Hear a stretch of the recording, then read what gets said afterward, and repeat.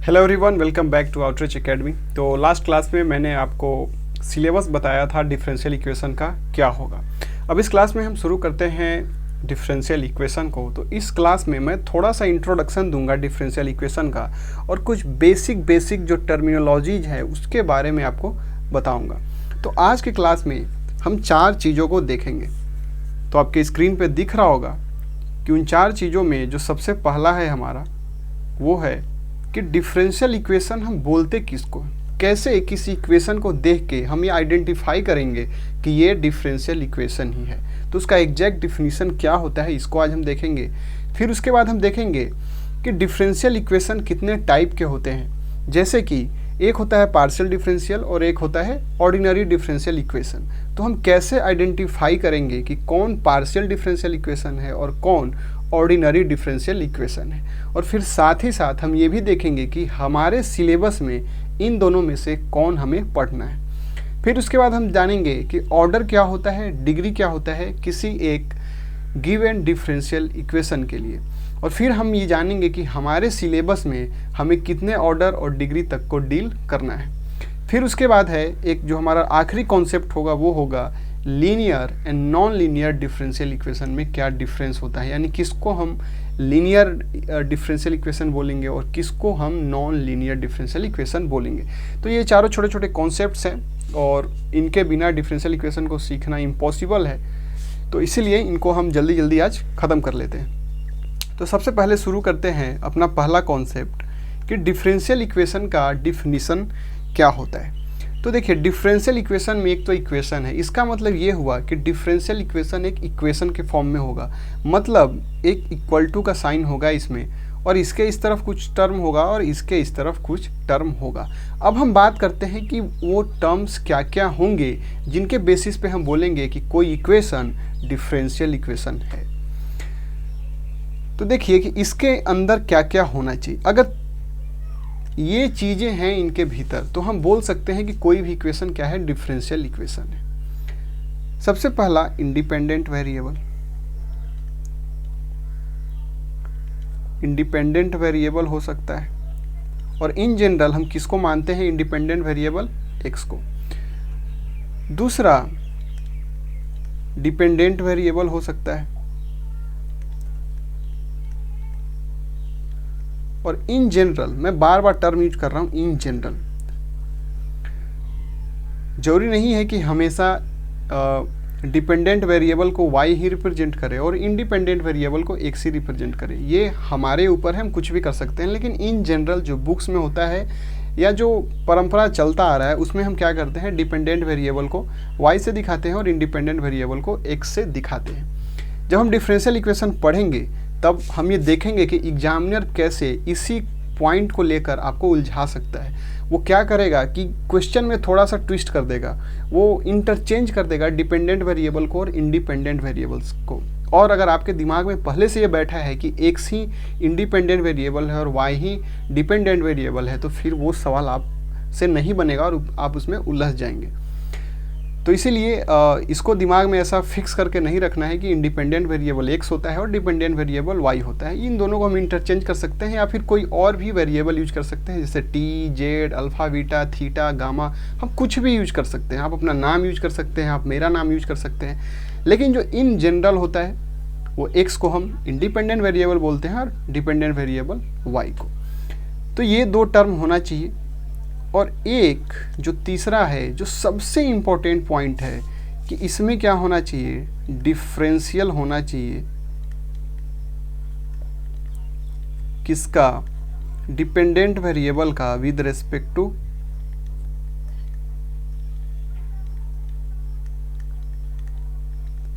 Independent variable. मतलब इसमें एक डिफरेंशियल कोफिशिएंट होना चाहिए और उसमें x हो सकता है और y हो सकता है। अब ये आपके दिमाग में सवाल आ रहा होगा कि क्या इन तीनों का होना जरूरी है या इन तीनों में से कोई भी एक हो जाए तो क्या हमारा जो इक्वेशन होगा उसको हम डिफरेंशियल इक्वेशन बोल देंगे। तो उसका आंसर ये है कि तीनों का होना मैंडेटरी नहीं है। जो सबसे इम्पोर्टेंट टर्म है इसमें वो ये है। इसका होना मैंडेटरी है। अगर ये नहीं होगा तो फिर इसको हम डिफरेंशियल इक्वेशन नहीं बोलेंगे। जैसे मैं आपको दिखाता हूँ कुछ एग्जाम्पल के जरिए। मान लीजिए ये एक इक्वेशन लेते हैं हम, x + y = 4। ये आपको दिख रहा है कि ये इक्वेशन है। अब इसमें देखिए इंडिपेंडेंट वेरिएबल x है। अब ये x किसी फॉर्म में हो सकता है, किसी का फंक्शन हो सकता है, जैसे कि log x, sin x या x² + 2 किसी फॉर्म में हो सकता है। यहाँ पे डिपेंडेंट वेरिएबल है y है। अब ये भी जो डिपेंडेंट वेरिएबल है वो भी किसी भी फॉर्म में हो सकता है, like sin y, cos y या tan इनवर्स y या 1/1 + y²। कहने का मतलब वहाँ पे y प्रेजेंट होना चाहिए किसी फॉर्म में। फॉर्म हमारे लिए इंपॉर्टेंट नहीं है, तो y भी प्रेजेंट है। तो क्या इसको हम डिफरेंशियल इक्वेशन बोलेंगे? तो हमारा आंसर होगा नहीं बोलेंगे। क्यों? क्योंकि इसमें डिफरेंशियल कोफिशिएंट यानी कि जो dy/dx का टर्म है ये मौजूद नहीं है। ठीक है, ये यहाँ पे प्रेजेंट नहीं है, इसीलिए इसको हम क्या बोलेंगे? डिफरेंशियल इक्वेशन नहीं बोलेंगे। एक और एग्जांपल हम लोग लेते हैं, dy/dx + 5x + 6y² = 0। अब बताइए ये डिफरेंशियल इक्वेशन है कि नहीं? तो आप इसको चेक करेंगे। इसमें जो टर्म है वो क्या है? डिफरेंशियल कोफिशिएंट है, उसके बाद x है और y है, तो ये क्या हो गया? डिफरेंशियल इक्वेशन हो गया। अब एक और लेते हैं हम लोग, मान लेते हैं d2y/dx² = 0। अब आपसे पूछा जाए कि क्या ये डिफरेंशियल इक्वेशन होगा, तो आपका क्या जवाब होगा?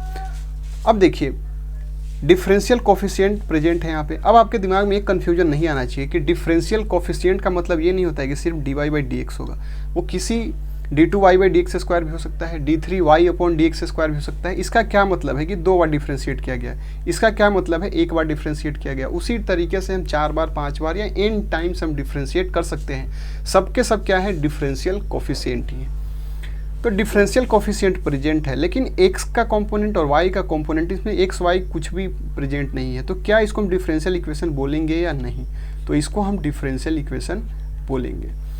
तो अगर मैं इसको समराइज करूं या मैं इसको कंक्लूड करने की कोशिश करूं, तो सबसे इम्पॉर्टेंट हमारे लिए क्या है कि किसी भी इक्वेशन में अगर डिफरेंशियल कोफिशिएंट मिल जाए, चाहे वो किसी भी ऑर्डर का हो, फर्स्ट ऑर्डर हो सकता है dy/dx, या सेकेंड ऑर्डर हो सकता है d2y/dx², या फिर 3 ऑर्डर का हो सकता है, या फिर n ऑर्डर का हो सकता है, तो उसको हम क्या बोलेंगे? उसको हम बोलेंगे डिफरेंशियल इक्वेशन। ठीक है, आई होप आपको इतना समझ में आ गया। तो आज का हमारा जो फर्स्ट कॉन्सेप्ट था कि डिफरेंशियल इक्वेशन क्या होता है, वो आपको समझ में आ गया। अब हम चलते हैं अपने दूसरे कॉन्सेप्ट पे। तो ये हमारा कंप्लीट हो गया। अब हम चलते हैं दूसरे कॉन्सेप्ट पे कि पार्शियल डिफरेंशियल इक्वेशन क्या होता है और ऑर्डिनरी डिफरेंशियल इक्वेशन क्या होता है। तो अभी हमने ये देखा कि जो हमारा डिफरेंशियल इक्वेशन होगा उसमें डिफरेंशियल कोफिशिएंट का होना मैंडेटरी है। अगर डिफरेंशियल कोफिशिएंट प्रेजेंट नहीं होगा तो उसको हम क्या बोलेंगे कि ये हमारा डिफरेंशियल इक्वेशन नहीं है। लेकिन अभी जो हमने एग्जाम्पल देखा या जो भी कुछ देखा उसमें हमने देखा कि हमारे पास y जो था डिपेंडेंट वेरिएबल था और x जो था इंडिपेंडेंट वेरिएबल था। कहने का मतलब ये हुआ कि पिछले एग्जाम्पल में हमने देखा कि एक हमारे पास इंडिपेंडेंट वेरिएबल था और एक डिपेंडेंट वेरिएबल था। लेकिन अगर मान लेते हैं कि हमारे पास कोई ऐसा डिफरेंशियल इक्वेशन है जिसमें एक से ज़्यादा इंडिपेंडेंट वेरिएबल है, ध्यान से सुनिएगा, एक से ज़्यादा इंडिपेंडेंट वेरिएबल है, तो उसको हम बोलते हैं पार्शियल डिफरेंशियल इक्वेशन। क्यों पार्शियल इसको बोलते हैं आपको अभी समझ में आ जाएगा। मान लेते हैं कि हमारे पास जो डिपेंडेंट वेरिएबल है, वो y है और इंडिपेंडेंट वेरिएबल है वो मान लेते हैं कि 2 है हमारे पास, एक x है और एक t है। तो जो इससे हमारे पास डिफरेंशियल इक्वेशन बनेगा वो क्या बनेगा? वो बनेगा, इसमें ये भी हो सकता है प्लस इसके रिस्पेक्ट में भी हो सकता है प्लस x² या बाकी किसी भी फॉर्म में हमारा इक्वेशन हो सकता है। तो आपको ये दिख रहा होगा कि ये क्या है हमारे पास, ये डिफरेंशियल इक्वेशन है। क्यों डिफरेंशियल इक्वेशन है? क्योंकि इसमें सिर्फ और सिर्फ क्या है, हमारे पास डिफरेंशियल कोफिशिएंट है, फिर इंडिपेंडेंट वेरिएबल है, इंडिपेंडेंट वेरिएबल और डिपेंडेंट वेरिएबल है, इसके अलावा इसमें कुछ नहीं। अब यहाँ पे देखिए, यहाँ पे हमने लिख दिया dy/dx। अब जो y है वो डिपेंडेंट वेरिएबल है और इंडिपेंडेंट वेरिएबल क्या है, xt। यानी कि जो डिपेंडेंट वेरिएबल है वो किसका किसका फंक्शन हो सकता है, दो अलग अलग वेरिएबल्स का फंक्शन हो सकता है। यानी कि जो हमारे पास y है वो कुछ ऐसा हो सकता है x² + t, या कुछ भी हो सकता है sin x + cos t। मतलब जो y है डिपेंडेंट वेरिएबल वो दो अलग अलग इंडिपेंडेंट वेरिएबल्स पे डिपेंड करता है। तो इस केस में आपको पता है कि जब हम ऐसे डिफ्रेंशिएशन लिखते हैं तो इसको हमें पार्शियल डिफ्रेंशिएशन लिखना पड़ता है। यानी कि अब ये देख के हमें ये समझ में आएगा कि हमें x के रेस्पेक्ट में डिफ्रेंशिएट करना है कीपिंग t कांस्टेंट, क्योंकि हमारे पास ऐसा कोई डिफ्रेंशिएशन का मेथड नहीं है कि हम एक ही बार में दो अलग अलग वेरिएबल को डील कर ले। एक बार में हम सिर्फ एक ही वेरिएबल को डील करते हैं पूरे कैलकुलस में, चाहे वो डिफ्रेंशिएशन हो या चाहे इंटीग्रेशन हो। तो इसीलिए चूंकि यहाँ पे दो अलग अलग इंडिपेंडेंट वेरिएबल आ रहा है और यहाँ पे डिफरेंशियल कोफिशिएंट है और हमें ये पता है कि हम एक बार में सिर्फ एक ही वेरिएबल के रिस्पेक्ट में डिफ्रेंशिएट करते हैं, तो इसीलिए यहाँ जो हमें लिखना होगा वो पार्शियल डिफ्रेंशिएशन के फॉर्म में लिखना होगा। इसीलिए इस डिफरेंशियल इक्वेशन को हम क्या बोलते हैं, partial differential equation. I hope आपको इतना अच्छे से समझ में आया होगा। अब हम बात करते हैं ऑर्डिनरी डिफरेंशियल इक्वेशन की। तो जो पार्शियल डिफरेंशियल इक्वेशन नहीं है वो ऑर्डिनरी डिफरेंशियल इक्वेशन है। इसका मतलब ये हुआ कि एक ऐसा डिफरेंशियल इक्वेशन जिसमें इंडिपेंडेंट वेरिएबल सिर्फ एक है उसको हम क्या बोलते हैं, ऑर्डिनरी डिफरेंशियल इक्वेशन बोलते हैं।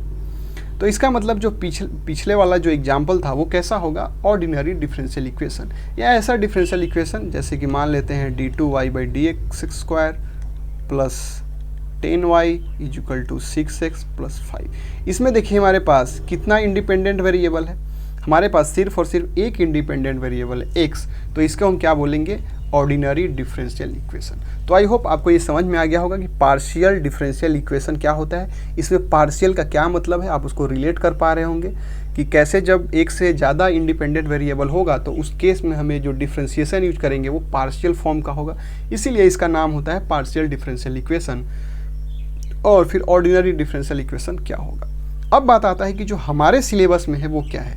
जो हमारे सिलेबस में है वो सिर्फ और सिर्फ ऑर्डिनरी डिफरेंशियल इक्वेशन है। हमें पार्शियल डिफरेंशियल इक्वेशन के पीछे पढ़ने या उसके बारे में सोचने का कोई ज़रूरत नहीं है। हो सकता है कि ऑब्जेक्टिव में वो आपसे पूछ ले कि बताइए कि कोई 4 ऑप्शन देगा और आपको बोलेगा कि फ्रॉम द फॉलोइंग कौन सा जो डिफरेंशियल इक्वेशन है वो पार्शियल डिफरेंशियल इक्वेशन है, ऑर्डिनरी डिफरेंशियल इक्वेशन है। तो उस केस में आपको ये पहचानने आना चाहिए, बस इससे ज़्यादा हमें कुछ नहीं जानना है। हमारा जो अब इसके बाद जितना भी मेन फोकस होगा वो सारा का सारा होगा ऑर्डिनरी डिफरेंशियल इक्वेशन। तो हमारे सिलेबस में है ऑर्डिनरी डिफरेंशियल इक्वेशन। तो आई होप आपको ये अच्छे से समझ में आया। तो दूसरा कॉन्सेप्ट भी आज का हमारा कंप्लीट हो गया। अब हम बढ़ते हैं अपने थर्ड कॉन्सेप्ट पे। तो हमारा ये भी कंप्लीट हो गया। अब हमारा जो थर्ड कॉन्सेप्ट है ऑर्डर एंड डिग्री का। तो पहले भी मैंने जब डिफरेंशियल इक्वेशन का डिफिनीशन दिया तो वहाँ भी शायद आपको हिंट मिल गया होगा, क्योंकि मैंने वहाँ पे भी ऑर्डर टर्म का यूज किया था। जब हम डिफरेंशियल कोफिशिएंट की बात कर रहे थे कि dy/dx हो सकता है, d2y/dx² हो सकता है, या d3y/dx³ हो सकता है, या dny/dxn हो सकता है। तो ये सब क्या है, ये ऑर्डर है। ऑर्डर का सिंपल मतलब ये होता है कि डिपेंडेंट वेरिएबल को इंडिपेंडेंट वेरिएबल के रेस्पेक्ट में कितनी बार डिफरेंशिएट किया गया है। सिंपल, फिर से मैं रिपीट कर रहा हूँ, ऑर्डर का मतलब होता है कि डिपेंडेंट वेरिएबल को इंडिपेंडेंट वेरिएबल के रेस्पेक्ट में कितनी बार डिफरेंशिएट किया गया है, इसी को हम क्या बोलते हैं, ऑर्डर। तो यहाँ भी बताइए ऑर्डर क्या होगा, 1 आपको दिख रहा होगा क्योंकि एक बार डिफरेंशिएट किया गया है y को x के रेस्पेक्ट में। यहाँ पे ऑर्डर क्या होगा 2, यहाँ पे ऑर्डर क्या होगा 3 और यहाँ पे ऑर्डर क्या होगा n। सिंपल।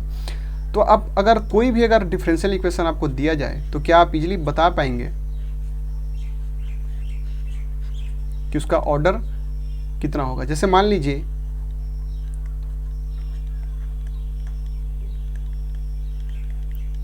अगर ये एक डिफरेंशियल इक्वेशन है आपके पास, अगर इसमें आपको पूछा जाए कि ऑर्डर क्या होगा तो क्या ऑर्डर बता पाएंगे। आपको दिख रहा होगा कि y को 3 बार डिफ्रेंशिएट किया गया है, इसीलिए इसका ऑर्डर क्या होगा, 3 होगा। लेकिन मान लीजिए आपके पास एक ऐसा सवाल है,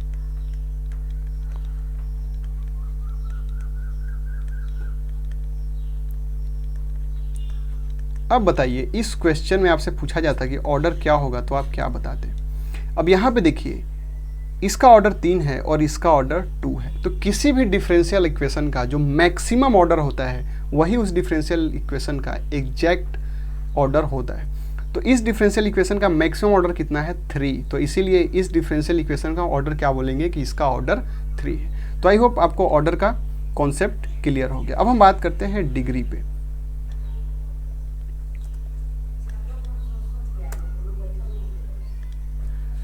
तो आपको पता है कि पॉलिनोमियल में आपने पढ़ा होगा कि सेकेंड डिग्री पॉलिनोमियल है, 3 डिग्री पॉलिनोमियल है या n डिग्री पॉलिनोमियल है। इसका क्या मतलब होता था, इसका मतलब होता था कि जो हमारा x है, जैसे मान लीजिए x³ + 2x + 3, ये कितने डिग्री का पॉलिनोमियल है, ये 3 डिग्री का पॉलिनोमियल है। क्यों, क्योंकि इसका जो एक्सपोनेंट है वो कितना है, 3 है। उसी तरीके से जो हमारा डिग्री होता है डिफरेंशियल इक्वेशन के केस में, वो भी हम एक्सपोनेंट देखते हैं। लेकिन अब सवाल है कि हम किसका एक्सपोनेंट देखते हैं।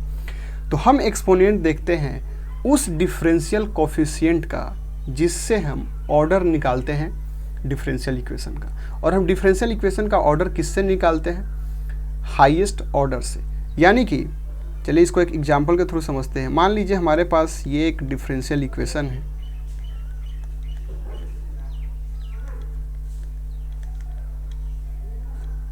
और इसको मैं क्यूब कर देता हूँ, ठीक है। इस डिफरेंशियल इक्वेशन का अब आप ऑर्डर भी बताइए और डिग्री भी बताइए। तो ऑर्डर तो आपको दिख रहा होगा कि इसका जो है मैक्सिमम ऑर्डर, इसका ऑर्डर कितना है, 1। देखिए पावर पे मत जाइएगा, पावर अलग चीज़ है और d3³ वो अलग चीज़ है। इसका मतलब ये हुआ कि एक बार आपको डिफ्रेंशिएट करना है और उस पर पावर 3 लेना है। तो यहाँ पे इंपॉर्टेंट ये है कि हमने इसको डिफ्रेंशिएट कितनी बार किया, सिर्फ एक बार, तो इसीलिए इसका ऑर्डर क्या होगा, 1। यहाँ पे इसका ऑर्डर क्या होगा, 2। अब देखिए हाईएस्ट ऑर्डर टर्म कौन है, ये तो ये है। तो अब हम इसका एक्सपोनेंट देखेंगे, तो इसका एक्सपोनेंट कितना है ऊपर, इसमें कितना पावर है, सिर्फ 1 है। तो इसीलिए इसका डिग्री कितना हो जाएगा, 1 हो जाएगा, और ऑर्डर इसका कितना है, 2 है। ठीक है, इतना क्लियर है आपको। चलिए एक और एग्जांपल लेते हैं, फिर आपको और क्लियर होगा। तो एक बात आपको समझ में आ रहा होगा कि जो डिग्री होता है वो क्या होता है, जो हाईएस्ट ऑर्डर वाला टर्म होता है उसका जो पावर होता है उसी को हम क्या बोलते हैं, डिग्री बोलते हैं। जैसे कि चलिए मान लेते हैं एक और एग्जांपल लेते हैं, d3y/dx², इसके पावर 2 है, प्लस 5d2y/dx², इसके पावर 5 है, प्लस dy/dx = 5x। ये है हमारे पास डिफरेंशियल इक्वेशन। अब बताइए कि इसका ऑर्डर कितना होगा। ऑर्डर आपको दिख रहा होगा, 3 होगा, क्योंकि हाईएस्ट ऑर्डर क्या है, 3 है। यहाँ से 2 आ रहा है, यहाँ से 1 और यहाँ से 3, तो 3। अब बताइए डिग्री क्या होता है। तो डिग्री मैंने आपको क्या बताया था कि हम उस डिफरेंशियल कोफिशिएंट को देखेंगे जिसका ऑर्डर हाईएस्ट होगा। तो ऑर्डर हाईएस्ट इसका है। अब इसके ऊपर देखेंगे पावर कितना है, तो इसका पावर कितना है, 2, तो डिग्री क्या होगा, 2। अब देखिए इसका पावर तो वैसे इसका सबसे हाईएस्ट है 5, लेकिन इसको हम डिग्री नहीं लेंगे। डिग्री हमेशा हाईएस्ट पावर को नहीं लेंगे, डिग्री हमेशा हम उसके पावर को लेंगे जिसका ऑर्डर क्या हो, मैक्सिमम। तो आई होप आपको इतना समझ में आ गया कि डिग्री क्या होता है और ऑर्डर क्या होता है। तो हमारा ये कॉन्सेप्ट भी पूरा हो गया ऑर्डर एंड डिग्री का। अब हम आगे आते हैं कि linear and non linear differential equation क्या होता है। तो ये एक इम्पोर्टेंट कॉन्सेप्ट है और इसको हम अच्छे समझते हैं कि इसका क्या मतलब होता है, कि किस डिफरेंशियल इक्वेशन को हम बोलेंगे कि ये लीनियर है और किसको हम बोलेंगे कि ये नॉन लीनियर है। ठीक है, अब देखिए इसमें कुछ पॉइंट्स है, कुछ पॉइंट्स को आपको ध्यान में रखना है। अगर उस पॉइंट्स को आप दिमाग में रख लेंगे तो फिर आप इजीली बता पाएंगे किसी भी डिफरेंशियल इक्वेशन को देख के कि वो लीनियर है या नॉन लीनियर है। सबसे पहला हम क्या करेंगे, हम डिग्री देखेंगे। डिग्री क्या होना चाहिए उसका, सबसे पहला पॉइंट हम देखेंगे कि जो डिग्री होना चाहिए वो 1 होना चाहिए। सेकेंड हम पॉइंट देखेंगे कि जो एक्सपोनेंट है, डिपेंडेंट वेरिएबल का,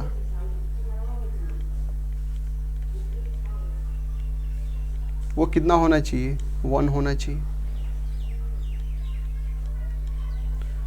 और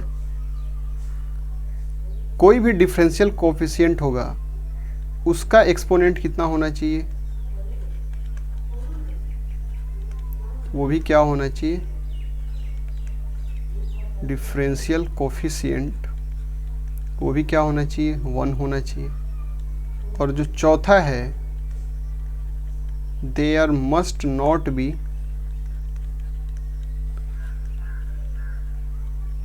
product term of differential coefficient and dependent variable. अब चलिए इन पॉइंट्स को हम एक एक करके समझते हैं और सीखते हैं। मैंने क्या बताया आपको कि किसी भी डिफरेंशियल इक्वेशन को अगर आपको बताना है कि ये लीनियर डिफरेंशियल इक्वेशन है तो हम कैसे फाइंड आउट करते हैं, तो उसके लिए हम देखते हैं कि उसका डिग्री क्या होता है, 1 होना चाहिए। और मैंने आपको जस्ट सिखाया कि उसका हम डिग्री कैसे चेक करते हैं। फिर मैंने क्या बताया कि जो डिपेंडेंट वेरिएबल है उसका एक्सपोनेंट कितना होना चाहिए, 1 होना चाहिए। उसके बाद मैंने क्या बताया कि एक्सपोनेंट ऑफ डिफरेंशियल इक्वेशन भी क्या होना चाहिए, 1 होना चाहिए। मतलब डिपेंडेंट वेरिएबल हो या चाहे डिफरेंशियल कोफिशिएंट हो, दोनों का पावर कितना होना चाहिए, सिर्फ 1 होना चाहिए। और उसके बाद कोई प्रोडक्ट उसमें नहीं होना चाहिए डिफरेंशियल कोफिशिएंट का और डिपेंडेंट कोफिशिएंट का। तो हम चलिए 1 बाय 1 एग्जाम्पल लेके हम देखते हैं, चारों पॉइंट्स को समझते हैं। तो चलिए हम सबसे पहला जो एग्जाम्पल लेते हैं, हमारे पास एक डिफरेंशियल इक्वेशन है, मान लेते हैं d3y upon dx cube Y square plus dy by dx plus 5y is equal to X square. अब अगर आपसे पूछा जाए कि ये लीनियर डिफरेंशियल इक्वेशन होगा या नहीं, तो आप क्या बोलेंगे। चलिए 1 बाई 1 देखते हैं। इसका डिग्री कितना होना चाहिए, 1। अब डिग्री आपको ढूंढने आता है, इसका डिग्री कितना है, 2। तो डिग्री 2 हो गया तो ये फेल हो गया। इसको हम सीधा बोल देंगे कि ये क्या है, लीनियर डिफरेंशियल इक्वेशन नहीं है। ठीक है, यहीं पे ख़त्म बात। चलिए बाकी पॉइंट्स भी इसमें मैच कराते हैं। अगर मान लीजिए इसका डिग्री 1 होता, अगला पॉइंट देखते हैं, एक्सपोनेंट ऑफ डिपेंडेंट वेरिएबल कितना होना चाहिए, 1 होना चाहिए। अब डिपेंडेंट वेरिएबल क्या है, y है, तो y का जो पावर है वो 1 है। तो मतलब ये क्या हो गया आपका, ये हमारा फुलफिल कर रहा है सेकेंड पॉइंट। थर्ड पॉइंट देखते हैं, एक्सपोनेंट ऑफ डिफरेंशियल कोफिशिएंट 1 होना चाहिए। ये वही डिग्री वाला बात है। तो जो इसका जो हमारे पास डिफरेंशियल कोफिशिएंट है उसका एक्सपोनेंट क्या है, ये 2 है। तो ये यहाँ भी फेल हो जा रहा है। ठीक है, अब देखिए ये जो है ना, ये अभी आपको लग रहा होगा कि यार ये दोनों तो एक ही बात है। जब कुछ और एग्जांपल दूंगा तब आपको वहाँ पे दिखेगा डिफ्रेंशिएट कि इन दोनों पॉइंट का अलग अलग क्या सिग्निफिकेंस है। थोड़ा सा पेशेंस रखिए। उसके बाद है there must not be product term. तो यहाँ पे कोई भी डिफरेंशियल कोफिशिएंट या वाई का कहीं पे कोई प्रोडक्ट नहीं है।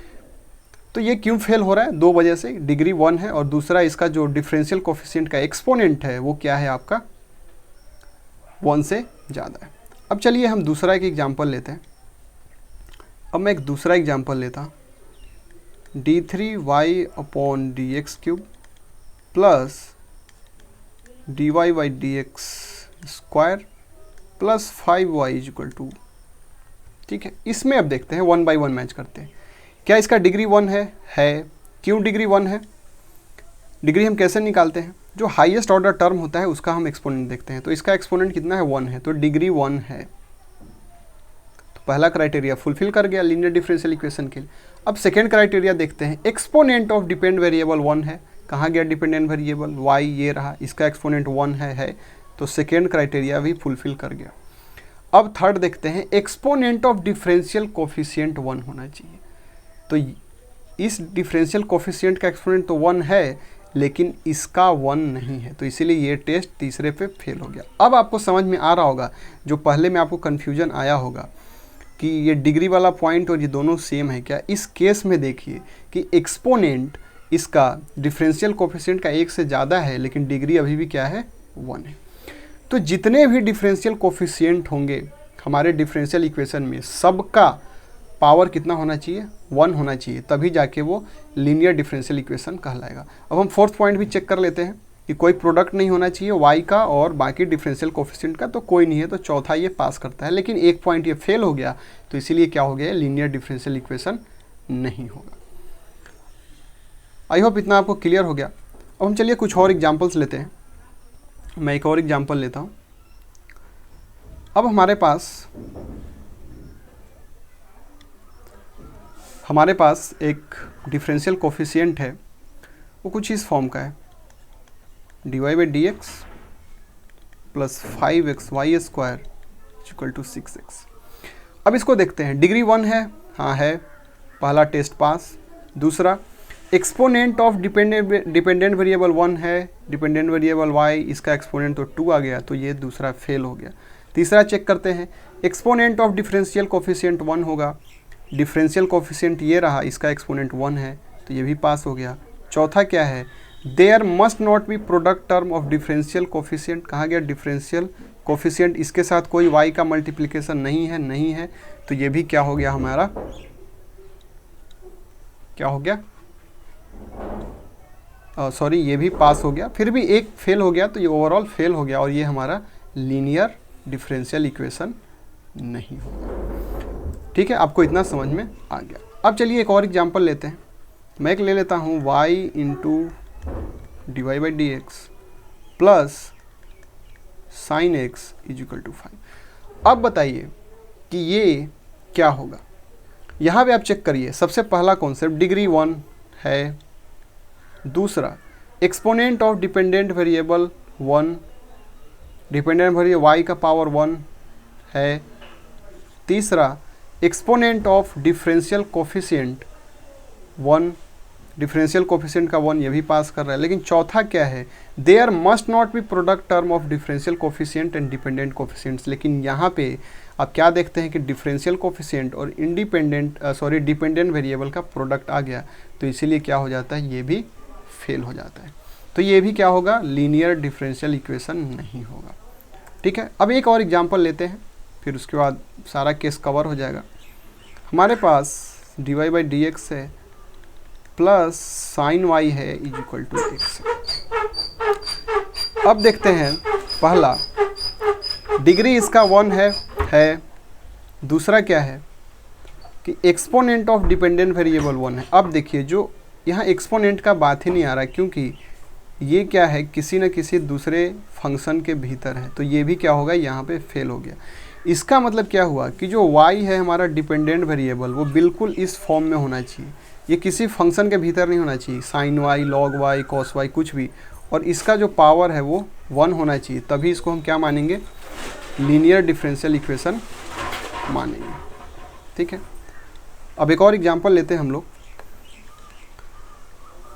ये हमारे पास d3y upon D X cube plus d2y upon D X square plus 5x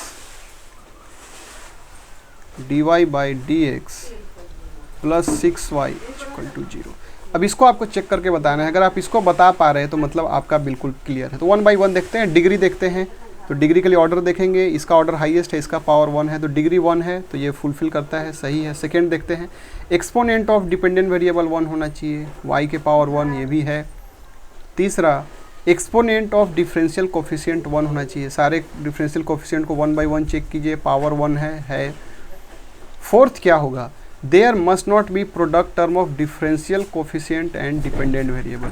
dependent variable y है और उसका डिफरेंशियल कोफिशिएंट के साथ कहीं कोई प्रोडक्ट नहीं है, तो ये भी होगा। अब यहाँ पे एक बात ध्यान देने वाला है कि इंडिपेंडेंट वेरिएबल का प्रोडक्ट हो सकता है डिफरेंशियल कोफिशिएंट के साथ, ये पॉसिबल है, लेकिन डिपेंडेंट वेरिएबल का डिफरेंशियल कोफिशिएंट के साथ नहीं होना चाहिए। तो आज के लिए इतना ही, फिर मिलते हैं नेक्स्ट क्लास में।